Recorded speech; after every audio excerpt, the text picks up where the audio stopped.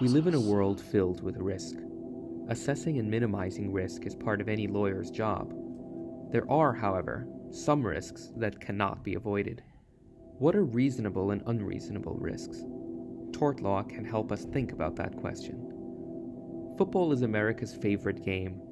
From high school to the NFL, Americans relish the rough, rapid, and vigorous plays.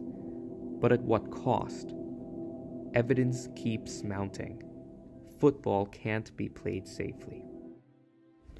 Chronic traumatic encephalopathy is a degenerative brain disease found in individuals with a history of repetitive brain trauma.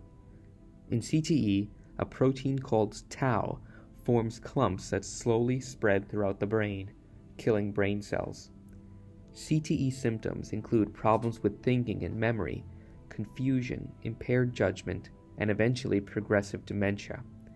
CTE can also affect mood and behavior, causing impulse control problems, aggression, depression, paranoia, and suicidal tendencies. In the beginning, there were few protective measures in football. Minimal rules, pads, and sympathy made football a gruesome endeavor. Over the last 100 years, and especially over the last decade, steps have been taken to make football safer. New pads and helmets are tested and introduced. New rules like common protocol and targeting penalties attempt to protect players. But the incidence of concussions has not decreased, despite new equipment and rules. So what do we do about it? It is helpful to think of a spectrum, with each pole representing a social value. To the right, we have the value of freedom and personal preference. This represents our traditional model of explaining the NFL. Players are rational actors who express stable preferences, who in our free market system have the right to contract.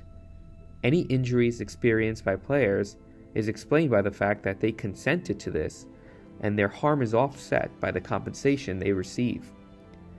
Furthermore, the market is efficient because it allows contracts to govern, rather than requiring the government to step in. This poll represents how the league has traditionally functioned. One step that has been taken is the class action lawsuit brought by players against the league. A group of NFL players diagnosed with brain injuries linked to repeated concussions will now be paid for injuries caused during their time in the league. The payouts come after the Supreme Court rejected challenges to a $1 billion plan by the NFL to settle thousands of concussion lawsuits filed by those former players. The decision on This settlement represents a small but significant move left on the spectrum. Players are still able to alienate their health for the sake of freedom to play the game, but the league must pay them post hoc damages for the harm to their health. This red dot represents the status quo. To the opposite end of the spectrum is another competing social value: health. Society seems to accept that football players can contract away their right to be free from risk of injury, to some degree, like ACL tears. But what if football exposes players to a risk qualitatively different from other physical injuries? We know traumatic brain injuries are not just physical impairments, but have substantial effects on one's cognitive function and personality.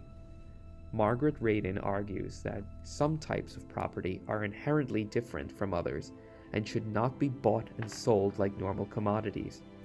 In particular, one's personal attributes cannot be commodified without fundamentally attacking one's personhood.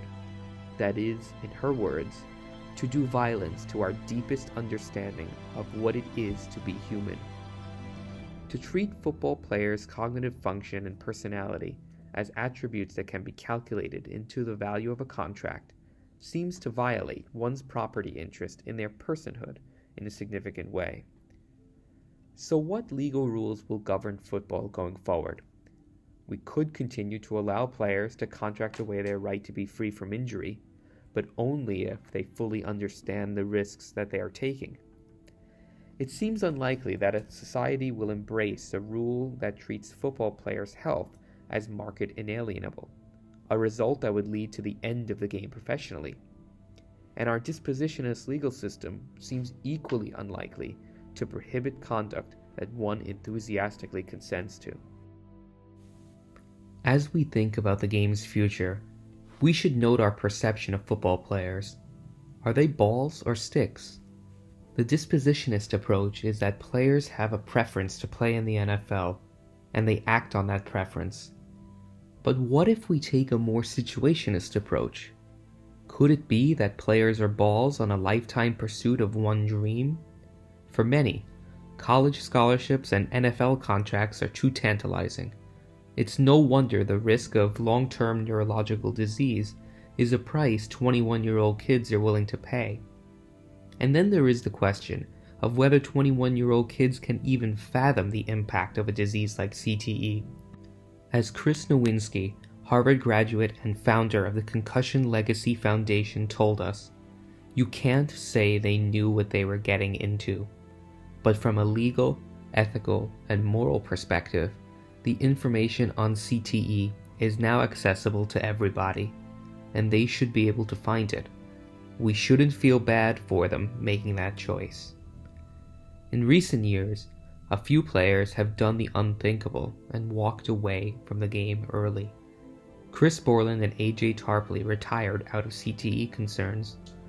From my experience, says Tarpley, a lot of guys in this league operate without a plan B.